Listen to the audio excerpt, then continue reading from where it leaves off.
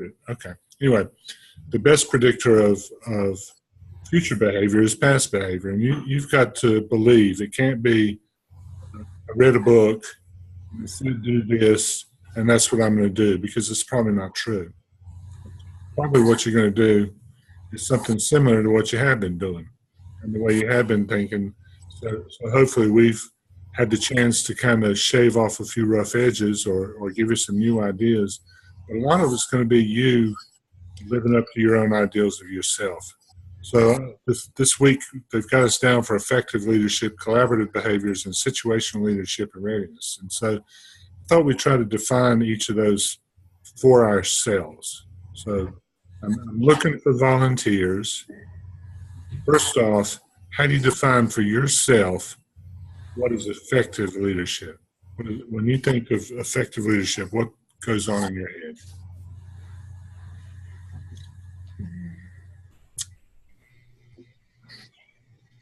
Like my class. Don't all jump at the answer at once. No, I'm waiting it out. So, see, my wife's listening in, and she got on me the last class because I didn't give enough wait time. So you guys are doomed because I'm waiting all night long if I have to. Someone define effective leadership for me. I think effective leadership means that you're looking for the best qualities in people that you can encourage, that would be helpful to the organization and to everyone. And you're also trying to bring everyone up and showcase, some of those practices that are really helpful to the students and positive, and just making sure that you're, talking to the staff and, leading and doing what you say you want them to do. So just leading the way, and collaborating with them. If they're stuck on something, it's okay to be stuck on something. Or if you don't know how to do something, that's okay. You came to me, you told me you don't know how to do that. Let's work together. Let's fix it. Let's find out what you can do. If you don't know how to work with Johnny and you're at your wit's end with him because you've tried everything, all right, well, let's see what we can do differently, or let's see what strategy we can come up with and who else we could talk to that might know something different about Johnny or something that could help, So just leading the leadership would just be a willingness to work with everybody and celebrate trying, celebrate growth mindset, celebrate, being willing to go there every day, working with children every day. It's not easy. Some days are not going to be easy, and that's okay. And being all right with that and telling people it's okay. Tomorrow's a new day, and just come back. Let's face it again together. What can we do differently? If not, if it's, we'll do it again. Okay. Now let me ask you then, that was a very positive definition of effective leadership. Would it ever be effective leadership to fire your entire EC team right before testing? No, that's not effective. I mean, why would you wait all that time not to fix some things along the way? You need to be plugged in the whole time. I'm just the technology facilitator and I'm plugged in, Of course, I'm more plugged in probably than most technology facilitators. I'm always in there trying to find out what's going on. I'm, encouraging my staff. I'm constantly helping them. If they tell me they don't have their digital literacy with credits, and I'm like, let's get them. Come on, let me look online. Here, let me help you go through this online workshop. I don't need those credits, but hey, I'll go do it with you. So, yeah, going the extra mile to help. So lead by example is your definition of effective leadership in essence. You might have anything different, any variations?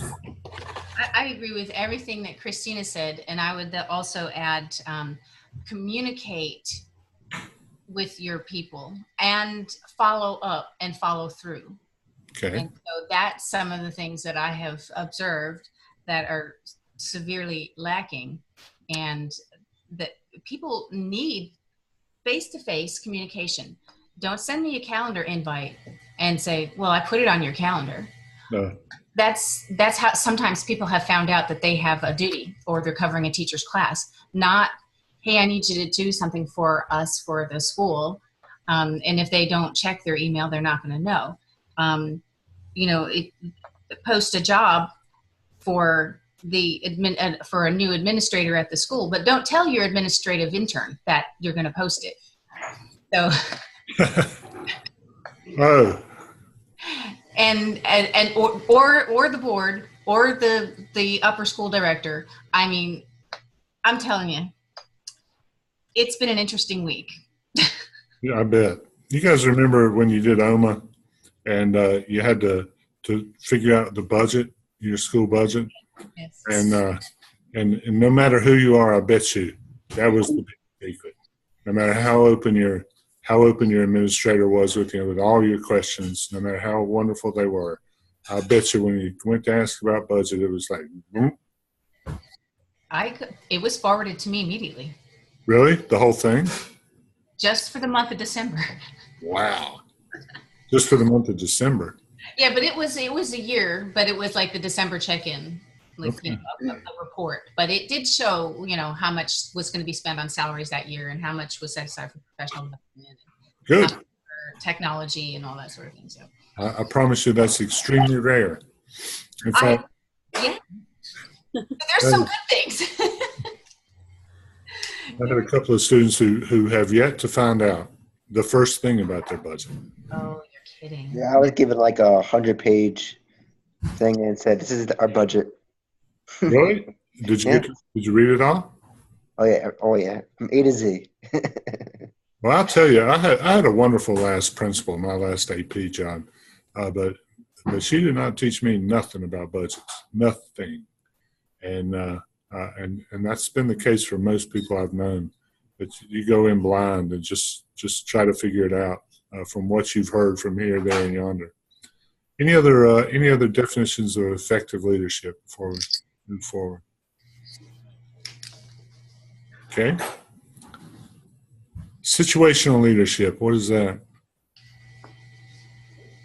Leadership based on different situations that arise, and sometimes you have to get teachers to fully own what they're doing and work with them, talk with them, and sometimes you have to unfortunately say, okay, you've had enough time, I've given you enough time to do these tasks, and still when I'm walking in, these things are not done. So here's what we're going to do. We're going to do an action plan of, you're going to do these 5 things. I need to see your lesson plan on Friday. I mean, it just depends, but situational leadership is based on different situations that arise in a building and or different things that are arising in a classroom, and the principal or the assistant principal steps in and helps out with that situation, takes leadership in that situation. Okay. Now, this next question is not to be answered by Christina or Kelly. But do you like you guys do your kids. Okay. Big, broad categories of teachers and how you're going to lead them. What differences you might find in your leadership of new teachers versus experienced teachers? What might be different things I would see from your leadership of those groups? New teachers need more academic support and classroom management support. Okay. And sort of hand holding. Okay. So to speak. And my experience is experienced teachers just want to know that their voices are heard and that their concerns are being heard to the administrators. And yeah. Okay. Fair enough. In fact, research would back you up on that. But new teachers are mostly looking for what they call administrative support, which usually means taking over and really helping them out. Whereas more experienced teachers usually leave because they're not being heard and they don't feel like they have a voice in the school. Christina looks like it's ready to jump out of your mouth. Go ahead. What? Well, I mean, I think too, you get your new teachers who have a lot of fresh ideas and come in with a lot of innovation and stuff. And so they're very eager to share ideas and be, excited about learning and teaching. And you have the veteran teachers sometimes that are just getting to the point of frustration and feeling overwhelmed because things keep changing on them so much. Yeah.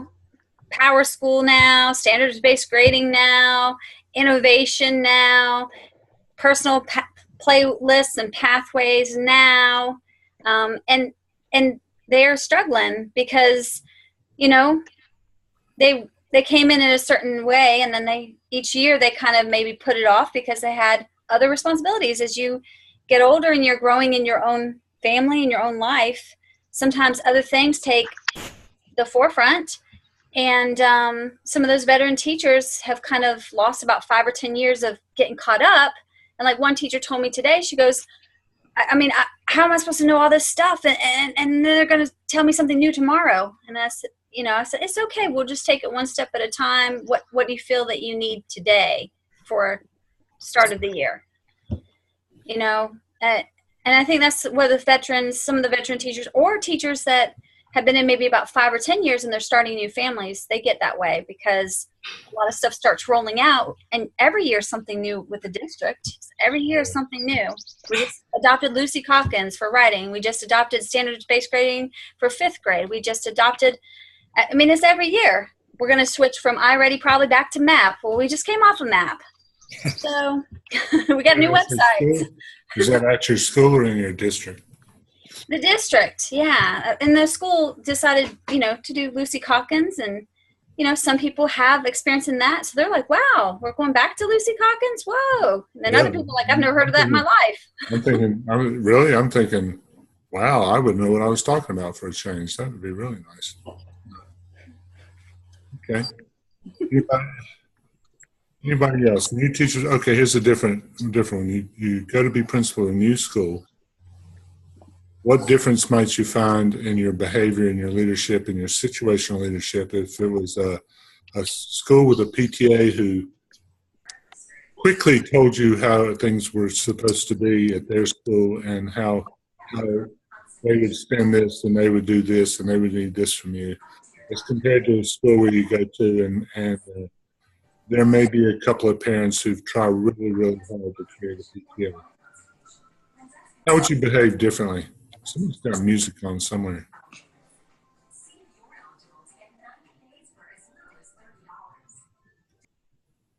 Okay. I think it's all about knowing how to play the game where you are.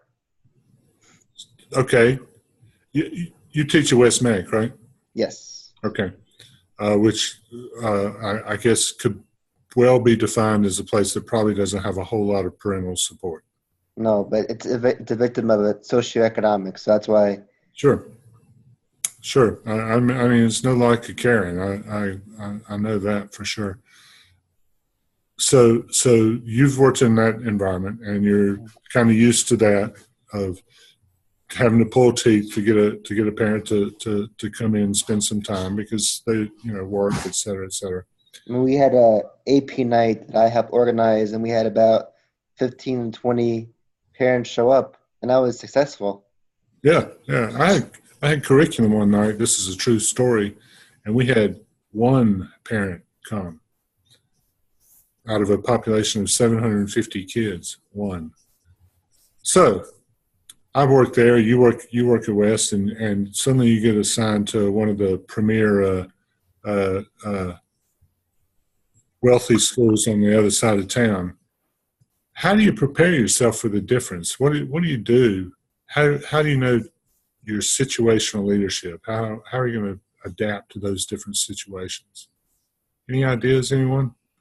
On the other hand, I'm at South Iredell. South Iredell, okay. Yeah, and we're an IB, transitioning to an IB AP school. So we have millions of parents constantly. Yep. And we have 1,600 students.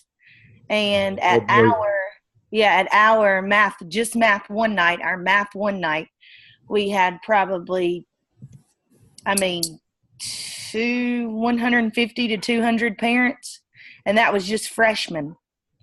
Yeah.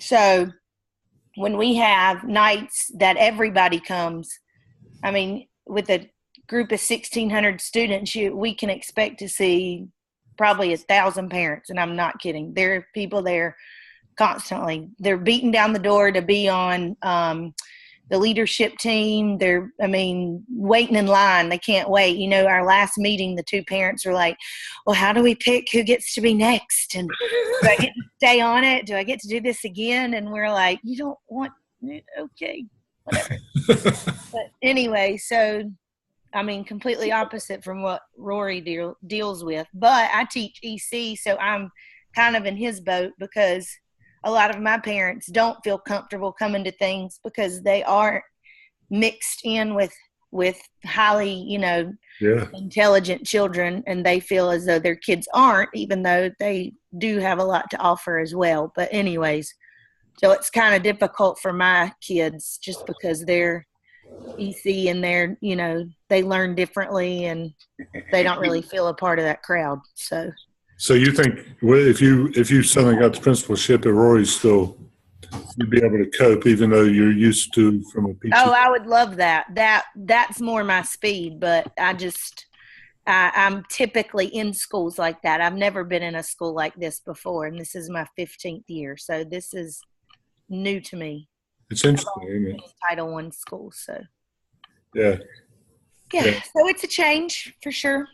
But I graduated from South, and it was not like that when I went there.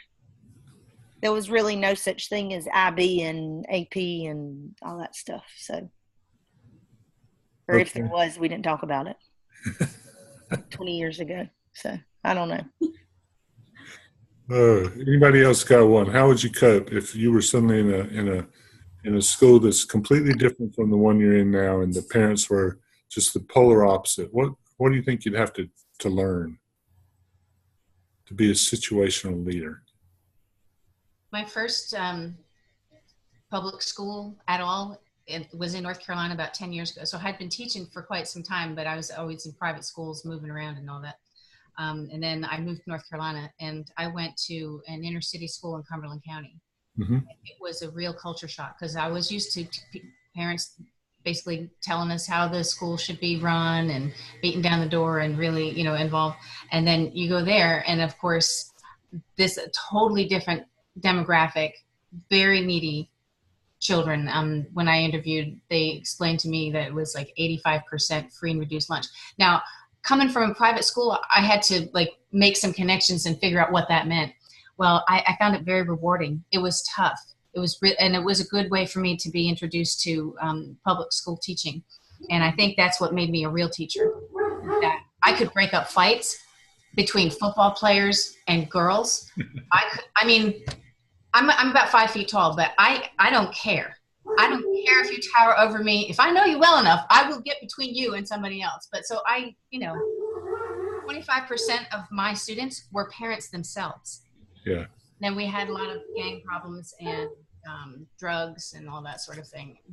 So it was very hard duty, but it was really rewarding.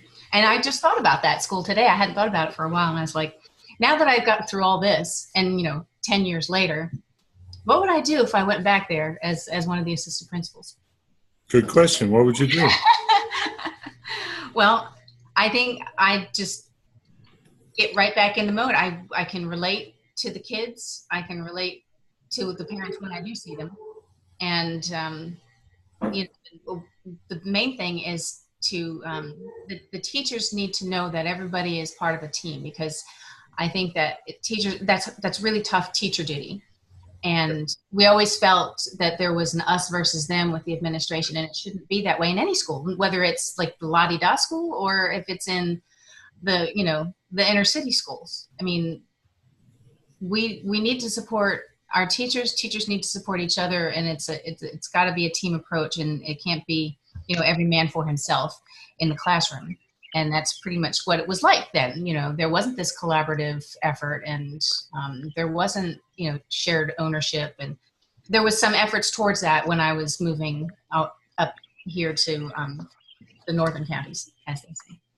So I think I would welcome that challenge. And so I was really thinking about it today, especially after the last couple of weeks. Yeah, I bet.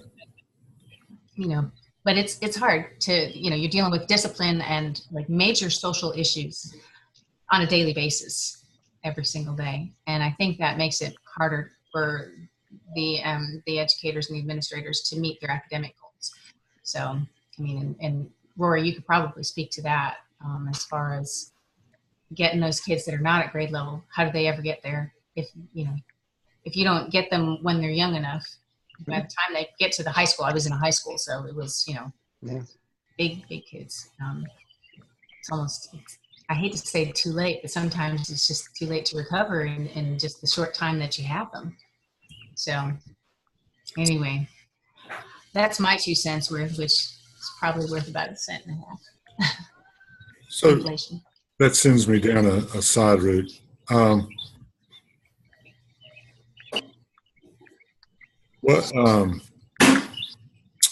many of you, when you thought about being a teacher, thought, man, I'd love to raise those test scores? And that's what you thought about. Anybody? Nope. It's not very motivating, really, is it? No. No. No, and I'm responsible for this whole big testing program, and I still feel that there's a huge disconnect with what is wanted and what's really important. Yeah. I really, Yeah, I'm a believer in, or try to believe in, that if you do everything right, the test scores will follow, but it's not always true, I hate to tell you. Sometimes you get into these games with test scores that are just diabolical. And that's one of the decisions you'll have to make, how you're going to play that game, because it can be overwhelming. Last term was collaborative behavior.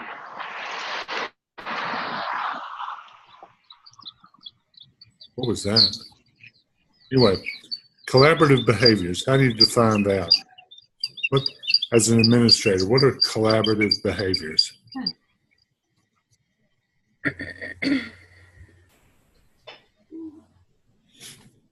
somebody, not me. Collaborative means working together, but in my experience is the admin really keep themselves and to trust the teachers that they confide in, and let those teachers, or expect those teachers to relay messages to everyone else. So I really can't speak from experience of good experience with collaborative leadership or what have you.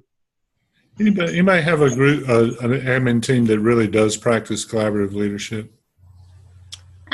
We have a pretty collaborative leadership, collaborative teams at our school this year. It's a change, a real change. And so the teachers were like, wait, what? You want me to say something? You want me to share an idea?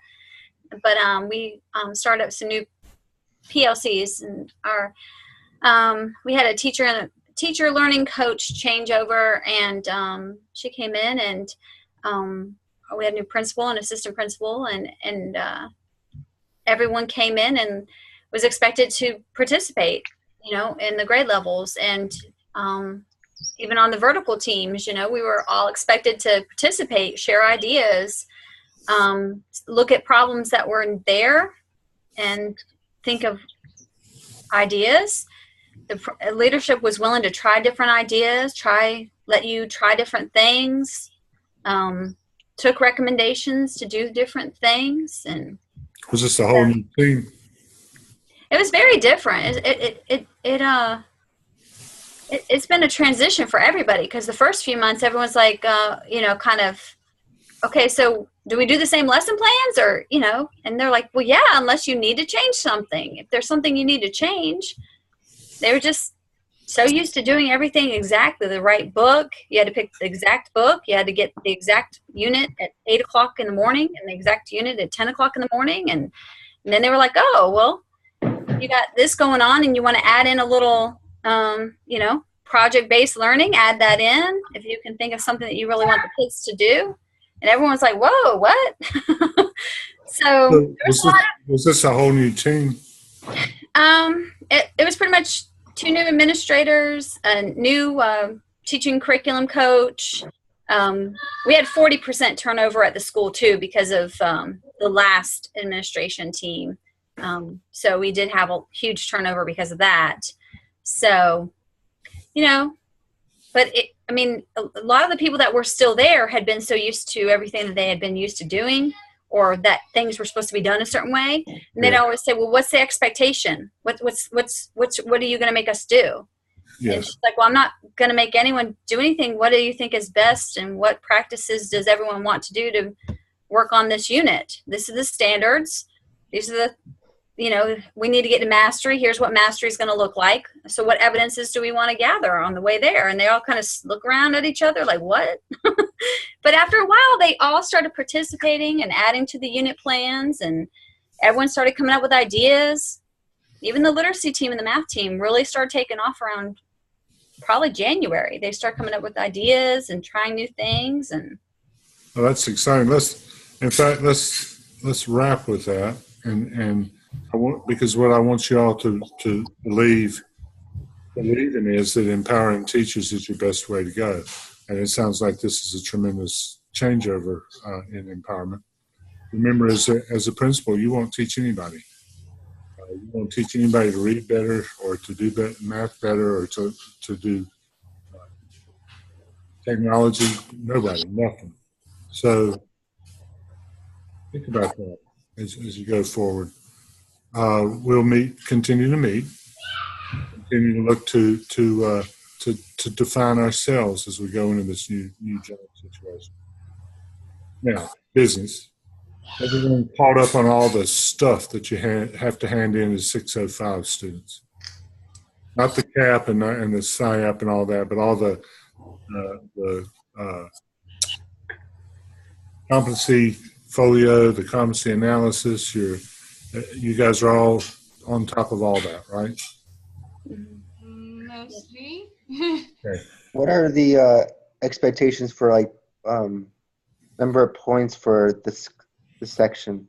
I think it's 2,700. So you're probably pretty close, if not done. But the most important thing is to make sure you have all your evidences in. Okay? I can work, once you get your evidences in, like Dr. Lamb said last week or whenever it was, I can work with you getting the last few discussion boards taken care of if you're behind on that. I can't help you with evidences, so make sure you use your time wisely for that stuff. Okay? Is that the first? Is that what he was talking about? Everything is due by the 1st? Yes, ma'am. Okay. All the evidences he wants them by the 1st. Yes, Discussion boards, we got until 3 days before grades go out. Okay. Okay. Anybody else? Well, I hope some of you get to start a vacation sometime soon. In the meantime, keep doing good things for people and keep doing good things for students and keep doing good things for yourselves. Have a good week. I'll see you next Tuesday. bye. Bye-bye. Bye. Bye-bye.